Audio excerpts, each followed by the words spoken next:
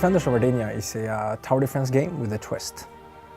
The twist is that in addition to placing towers, defending yourself, you also have to send out units and try to take your opponent's base down, or take the towers down and clear a path for your units to take it down.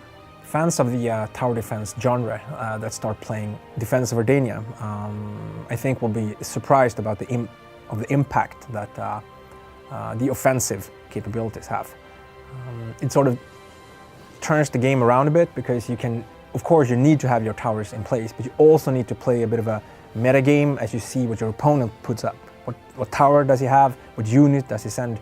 So there's more information going on. So it's both it's equal parts thinking and being quick with your reflexes to beat this game.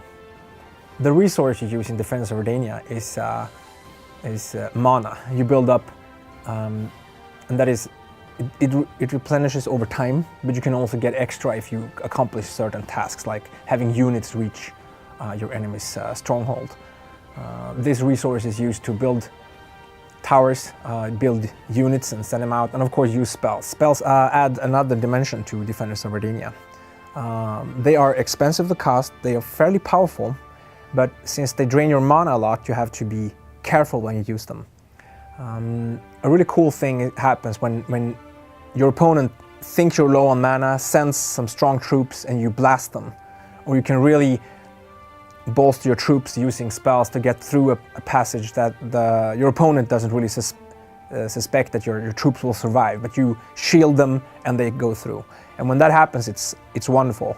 But it's a sort of a two-edged sword, because if you get nervous or twitchy and just cast spells, you'll run out of mana and can't build towers and not send units, and you're in a bit of a pinch. Defenders of Ardania will be enjoyed by anybody who likes to spank their friends in a good RTS game, especially one where thinking and reflex is sort of equally important. It has a single player portion, which is really cool, where you learn the ropes, and I think a lot of people will have lots of fun, but it's in the multiplayer, I think, where it really shines, where you have a thinking, mean opponent that really want to hurt you. The biggest challenge of developing Defense of Ardania has been balancing the three factions.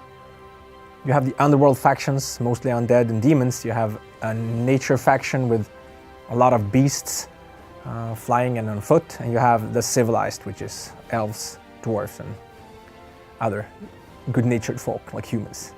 And these, of course, have to feel different, play different, but since it's a tower defense game with a sort of rock, paper, scissors logic to it, each faction need to be able to do everything. They should have their character, and they do, but finding that character and making it come out in play has been hard work, but I think also rewarding work. It plays really well. None shall pass.